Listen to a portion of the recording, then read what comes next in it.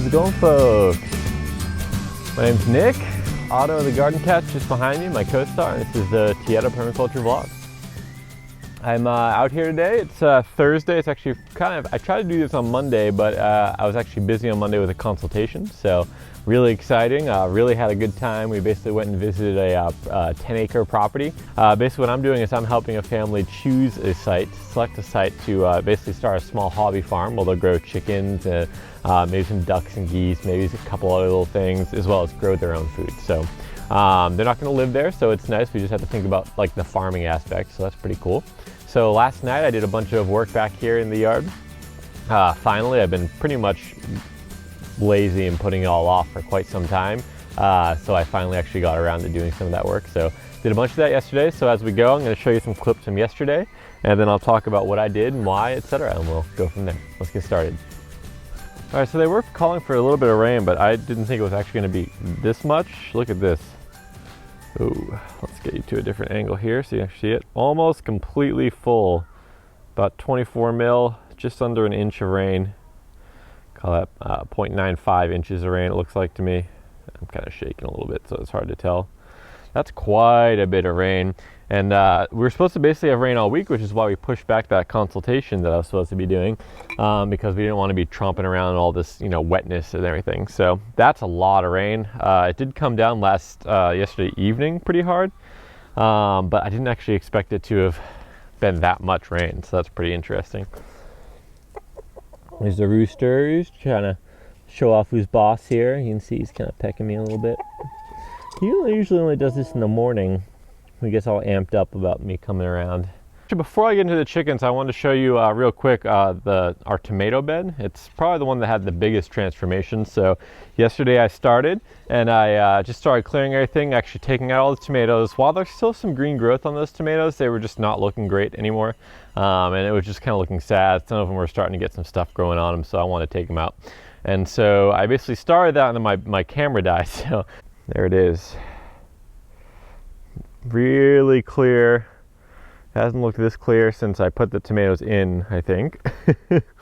And I actually moved this this kind of top PVC post that's going across further back, and then strung up all these peppers that were just kind of growing wild and rampant. And so basically what happens is all these bell peppers, they've been trying to search for light, so they were leaning out that way into the grassy area because of all the tomatoes being all over them. So they kept looking, searching for light that way, and now they have a little bit more room to grow. You can see this one here, it grew upright. It was pretty happy right where it was. So these guys are now about to be exposed to much more sun, so I got to really keep an eye on them because they might not like that much extra sun. But I suspect that they'll be just fine, and I might even have to do a little bit of cleaning up and everything in here. So yeah, I'm really excited. This bed's finally clean. Sad to say that we don't have tomatoes anymore, although there is a new one growing up here. So I'm going to let it grow, and we'll see if it actually produces anything. These Asian greens, these guys have been doing really well recently. They just kind of been booming. You see this one here, they're getting so big that they need some support to stay up, which I gave this one, but it didn't seem to want to keep it for whatever reason. So there we go. Now it's up there. So you can see here, we had tomatoes in here, and at this point I cleared the tomatoes, and we still have things growing. And in fact, these all the peppers are actually just flowering. This one right here, I'll show you. There's about 6 or 7 flowers on this one right here. This one looks like it's about to start getting some flowers too. So these guys have been sitting laying in rest. I actually think they were planted just about the same time as tomatoes, so they've had a long time to figure out their root systems and everything.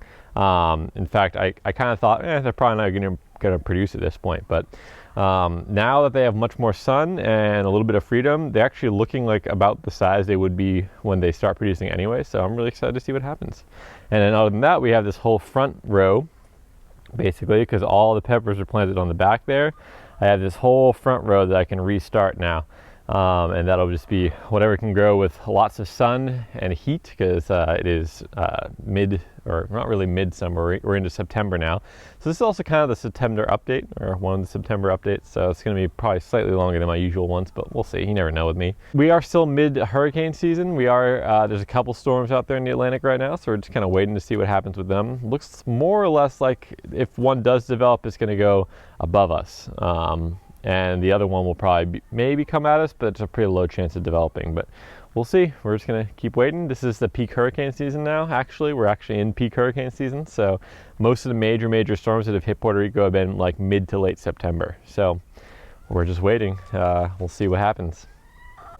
You can see Henry over here enjoying his little area. I actually cleaned out the side of it. I think last vlog, maybe you guys saw that, maybe not.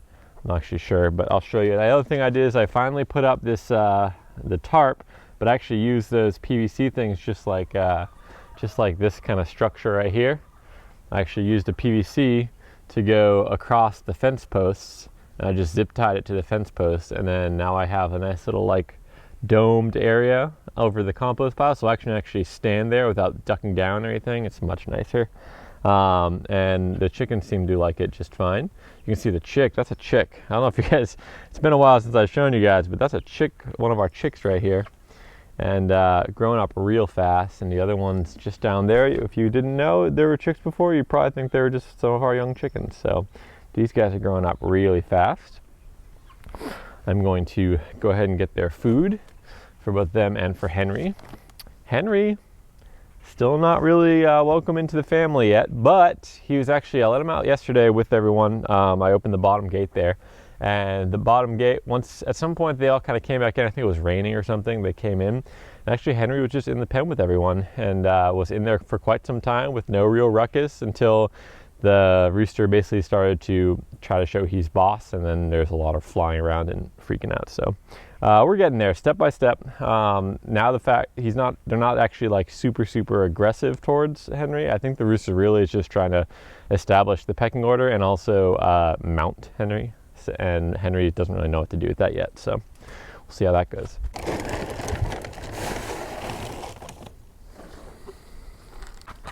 All right. Everyone here got their food. That's probably enough for you. Hey, Henry. Here's Henry. He's gonna get his food too. There you go. So I put it over here so it's easier for me just to access when I'm doing both of the feeds here. Instead of me having to go around and try to get to his feed, I just put it right at the bottom here. And you can see little Henry, he's a little more timid about his food. He doesn't really go right into it like the rest of our chickens, but once he gets going, just like everyone else. So there is soaked feed at the bottom of that one, of that bin there, just because it did rain. So there's a little bit of soaked feed in there. So that'll help with him digestion, but he's actually been starting to like, or she has been starting to like the dry feed too. So good to see. Slowly, this is the mama had chicks. Slowly, she's becoming more loving again. Let's see if she'll come up here. Oh.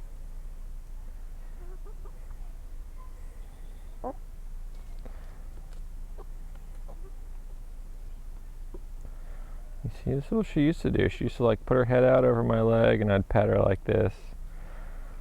So look at her. She's getting back to normal. She's remembering that I'm the person that she likes and not someone who's going to be threatening her chicks, which means that the chicks are probably close to the age where we don't have to worry about them so much anymore, which is a great thing. Hey, mama. Now, don't get me wrong. She still does peck at me and pecks at me quite hard. So I do still have lots of pecks and lots of peck marks, but at least she'll give me a little bit of this love, which is really nice to see. It's almost like she's trying to say that, not that she's sorry for being rude, but like she's appreciative that I didn't give up on her while she was being giving her maternal side a little bit of more of the action. And look at that, she didn't even peck me when she left. That's a big one. I've not had that happen yet, so glad you guys got to see that on camera. The one little area where there's a lot of this little open spot right here in between these two, this got a lot of the beating of that heavy rain that I was not expecting. So that's my bad, because I did not add enough. I didn't add enough covering right here, just because I really did not really expect it to be that bad of a storm. I actually just added in a whole bunch of mulch yesterday. You can see it all right up here. So all this I just threw on top of here yesterday. So, and I have plenty of mulch to add in here too. So really that was just my bad for not seeing that and covering that, but that should definitely be covered. Again, this isn't really an area where I'm growing ever, because it's the chicken pen. So I don't really worry too much about a little bit of disturbance, because it's just the reality if that's what happens when you're doing management of a system, and the chickens are going to constantly be disturbing it because they're in there. So it'll be fine, just no big deal there, but I would like to make sure that was covered up for the rain. All right, next big project, you might have seen this in the background, I was just speaking, we'll see, but this upper slope right near the fence line, I haven't cleared that for a while. So I spent some time just kind of working around, trying to free up all the katuk and the small tree I have here, as well as all the little pineapples that are growing. And after a little bit of time and a little bit of kind of work all along here, end result is I can actually see the clothesline we hang up here for once, and I've seen that for a while. And then look at this, nice clear, you clearly can see each thing that's in here, and it's not a complete overgrown mess like it has been for the past, you know, pretty much since the beginning of summer. So you have this pineapple put in here, papaya is doing okay. These guys have never been really happy, so that's just kind of what's going on. I just see if they keep going. They're still growing, so I'm just gonna let them grow, and we'll see if they get anything. Here's a juca. This is cassava. This is a root crop that we grow here, and this one actually just came from this tree right here. So I just broke it off right there because it was growing out and kind of going right in the middle of the path and kind of interfering with the clothesline up here. So I just cut that off. And what's cool about these things is once you have this growth here, this kind of brown stem, you can cut it off into like areas where you have like 7 or 8 nodes. 1, 2, 3, 4, 5, 6, 7. So you can do like this length right here. Take that, stick it in some nice loose friable soil, and it will just produce a new plant for you. And usually what they do here is you put it into like a 45-degree angle, which is a little bit sticking out of the top, and then that's going to produce you a brand new plant with a whole bunch of new roots. And the root is what you eat out of this plant, so it's perfect. And what I did here is basically just took what I had and I shoved it in right where I had those watermelons growing way back, or really they attempted to grow and didn't really ever get there. So I just shoved it in right there, thinking that there's some decent soil right there, because I did work that soil for a while, and we'll see what happens. Here's this katuk. It's really starting. This one's, it took a long time to get going, this one here, but it's now actually starting to grow quite well. Another nice pineapple down here right underneath this papaya. Again, papaya is on this slope, not so well, but that's okay. This is some sort of leguminous tree. I actually don't know. I need to figure that out because I have another one growing on site and they're doing really well. So I want to make sure that I can spread this around. But this just came from somewhere local. Either it might have been just right across the way here, because there's a bunch of trees just like it kind of over there I'm pointing at. It's kind of hard to see because of the lighting. Yeah, like right over there, there's a tree just like that. There was one right here, but it got blown over. You can kind of see it's kind of fallen over there. So it might just be kind of a seed that I got from there. I forget exactly where I got it, and this is why it's very important to always label everything you get. But I just know it's a leguminous tree. Originally I'd taken one from right by the side of the road, but I think that one died, so that's why I'm getting a little confused about it. Here's the katuk right here, another katuk. So this is katuk over here, smaller, and this katuk larger. So what I learned recently is these guys, when they're flowering, you can see here the flowers, really fun little pretty flowers. But the seed pods themselves are edible too, and you can eat them, and they're just kind of nice and a little crunchy, like a crouton. Apparently, that's what my mom says. She's had them before, and she says they're really good. So, looking forward to trying that. And you can see right here we got another rack of, I believe these are some sort of kind of cooking banana or plantain. I don't think it's a I don't think it's a banana, but I think it's some sort of plantain, but it's not like the hard green kind. If you can see in there, here are the flowers. You can see that honeybee right in there, enjoying. Oh, there's a couple in here actually. So these guys, the honeybees, love the banana flowers. So these are actually the banana flowers themselves. This is what's going to end up, if they get pollinated and everything, will end up producing bananas. At this point though, you see how we have a few bunches up here, and then there's a couple of these little sad bunches here. Usually once we get to the sad bunches, no more are actually formed on this stalk here. So it's possible that there's no more going to be coming up. That's okay. There's still food for the honeybees and the other bees that are around, and there's a lizard up here that's probably waiting to eat some of the bugs going towards those flowers too. So this is just a nice little microcosm in my backyard. Beautiful little bunch there, beautiful rack, fun to see. All right, so, and then the last thing I did yesterday, not last thing, but the other things I did yesterday was clean up these upper two beds where I just haven't really gotten to for a while. So I want to show you that. I basically started, I guess, with the furthest upper one where I had seeded arugula way back when, and I also did the comfrey root cutting, so we can take a look at that. But basically I started by clearing out all the weeds and everything, and then once I got finished with the clearing the weeds, I actually went through and basically thinned all the arugula that was growing here, because they're at that age now where it's easy to thin them, and actually transplanted them throughout the whole bed, so that instead of having a bunch of areas where there's a whole bunch right next to each other, I took them, I just pulled them out really gently out of the soil, just nice and easy, so I didn't break the roots. And then I replanted them, I transplanted them so that they were about a 6-inch spacing from each other. So in the end, that's looking like this. So now you can see all the green that you see, or the major green leafy things, these are all arugula, and I have it all throughout the bed, spaced nicely so they all have room to grow and become their full, basically express themselves fully. And I think this is going to be a really good little place for them. And everything that I transplanted yesterday, because of all that rain, is all the roots are going to have basically got established, and all the air pockets have left. So they're going to be really happy. So I'm kind of happy that we got all that rain, because it's going to help these guys get going. You can see here, this is the comfrey, and you can see there's two right here. So I suspect that one of these is the big root that was left from below, and one of them is the transplant.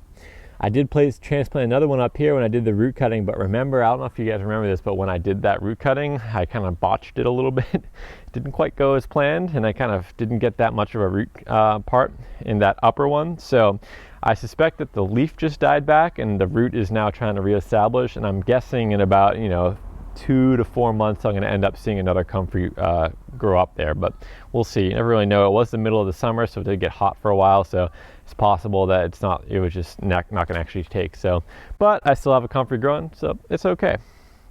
In the end, that's all that really matters. See over here, just kind of like this overgrown little patch here. There's the oregano bruja, which is like I think it's also called Cuban oregano maybe. Very thick leaf, good for stalks and everything, not so good for just like sprinkling on.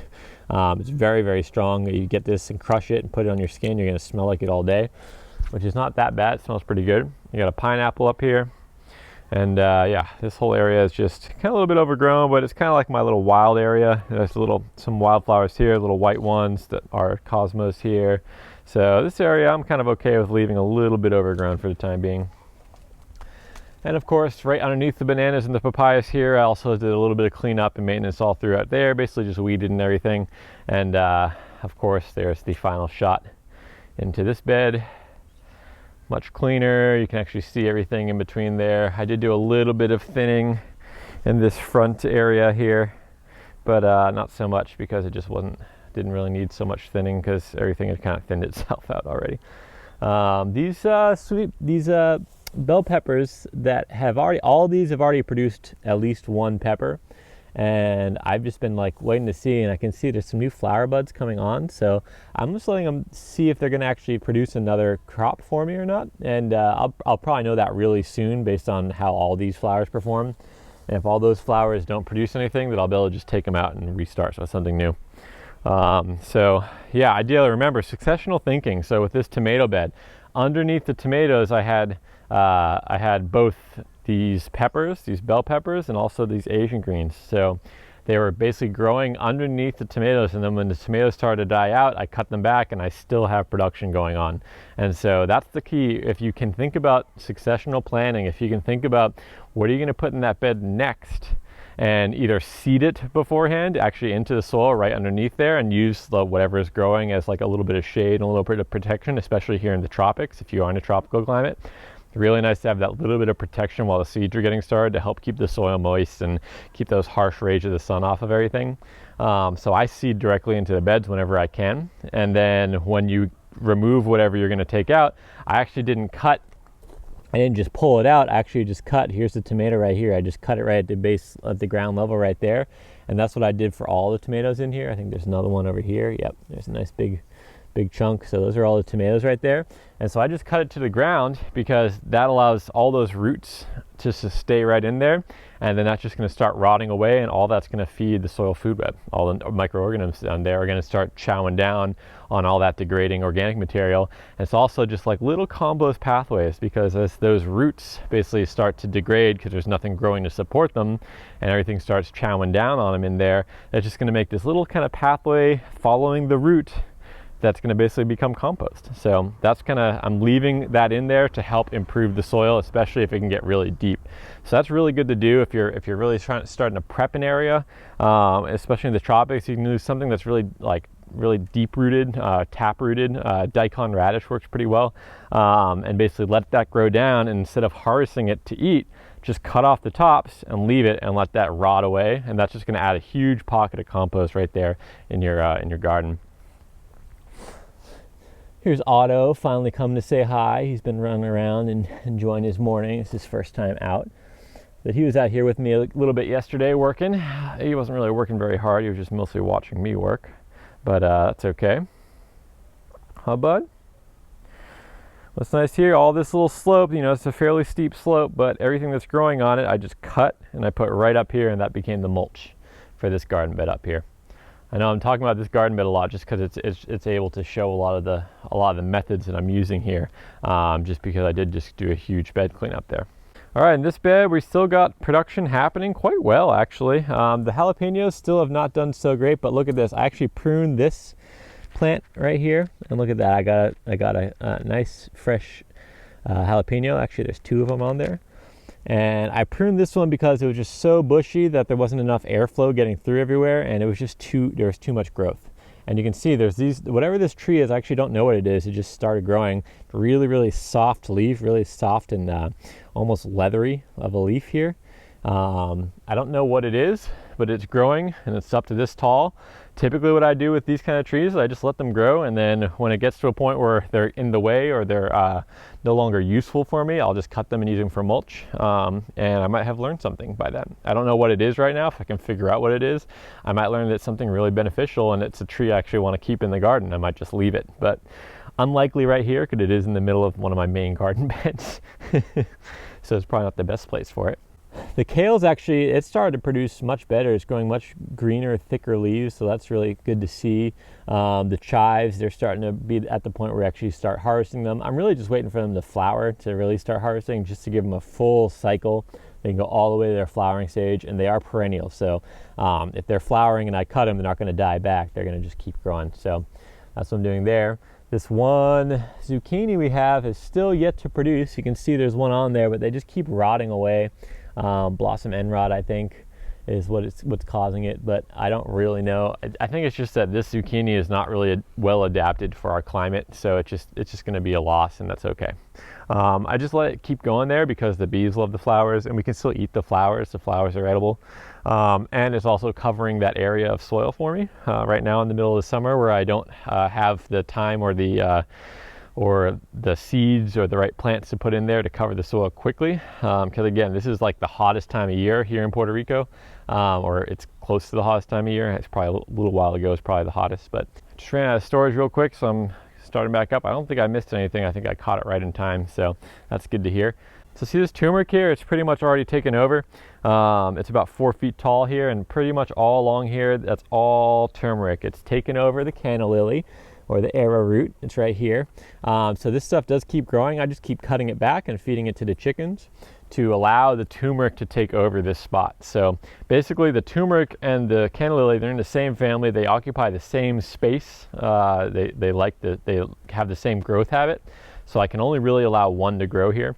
But I allowed the canna lily to grow until the turmeric was able and strong enough to take over. And at this point, it's just going to be all turmeric in here. And what's kind of cool is this is actually serving as a cool windbreak. So when we get the big storms, if the wind's coming straight this way, it's actually going to serve as a windbreak for this little garden up here. So this garden was not covered for either one of the tropical storms, and especially for the last one. And we actually had some decent winds in this last storm that we had. And this area was not covered at all. It was just completely left out like this, and everything was just fine. I have a suspicion it has a lot to do with this little windbreak, just protecting this little area right here. All right, in here, sweet potato bed, very, very overgrown. As you can see, it's just kind of taken over. But again, for now, in the middle of hurricane season, I'm not doing anything else in here, so I'm okay with that. This is that same tree, I believe, that's up there that I pointed out earlier, right up there. And you can see it's gotten very tall. It's towering over me at this point. Sorry for that change of contrast there. But yeah, this thing, I just keep cutting the leaves off and use it as mulch for the time being. And eventually this will end up being a tree feature where I just cut it. So this will be a coppice or a pollard growth. So what will happen is when it gets to a point where it's too tall, or I no longer really want so much shade, I'm going to cut it. And I'll probably cut it high, probably right around, let's see if I get a nice shot of it. Probably right around here I'll cut it, right there. And then it should shoot out new growth from that point. So I can just basically cut it, it'll regrow, and then I can just keep cutting it and cutting it. So it's going to basically keep flushing nutrients. So anything that I cut off of there will go onto the garden or into the compost pile, and it'll just keep growing. And because it is a leguminous tree, it has association with rhizobium bacteria in the soil, and that allows them to affix nitrogen into the soil for me. So basically adding nitrogen into that sweet potato bed for me, and also to the other beds, because it is a tree, so it's going to have long-term root growth that'll go all over the place. And this bottom bed here, again, I haven't done much with this bottom bed. You can see a nice big papaya decided to start really taking off over here, so I'm just kind of letting that happen for the time being. Not necessarily what I want long-term, but that's okay. But all down here, I for a while ago transplanted papaya, or papaya, that's here, that's papaya. Transplanted sweet potato from the bed up there. I basically just took the cuttings from everything that was coming right onto the path, and those became the new sweet potatoes. So there's sweet potato all through this bed, and I think it's going to really like it here. So I'm just going to allow this to go into sweet potato, and this will be my next sweet potato patch. So when I harvest those sweet potatoes, I already have another set coming along just fine. So I'm just kind of keep on moving them along. So this will now be the sweet potato bed. That one will be something different. And then when these ones are done, I'll make sure right before that, a month before I actually harvest, I'll probably take some cuttings and restart another bed with sweet potato. So I have a constant supply of sweet potato every like 3 to 4-ish months. And that's really what we're going for here. Just kind of constant food supply. And especially with sweet potatoes, because it is hurricane season, that's like the safety crop. It's a hurricane crop. If everything else goes wrong, everything gets blown over and destroyed, those roots are in the ground, we'll be able to harvest them still. And last but not least, these two little plantains down here, they're doing great.